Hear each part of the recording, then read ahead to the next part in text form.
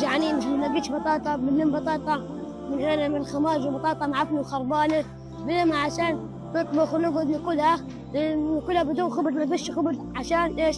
ناكل بطاطا، ونشد جوعنا بالبطاطا نقشرها وبنبيعها ونقعد ناكلها. وحرمونا الطفولة وحرمونا التعليم وحرمونا إنه يعني نقعد بالمدارس، صرنا في الشارع فيش يعني التبن صرنا ناكل ومش ملاقيين، حبة الرز مش ملاقيين، بدنا ناكل إشي مش ملاقيين.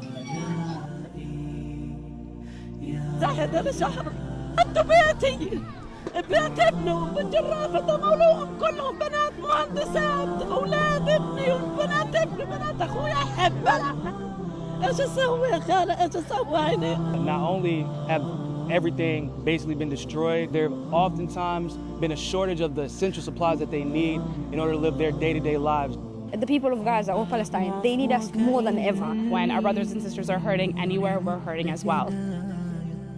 نزعت أسرار قلبي وجئت ألقي أسايا رباه عفوك إني للنور مدت يدايا. نزعت أسرار قلبي وجئت ألقي أسايا وأشتكي طي صدري دربا سحيق العطايا.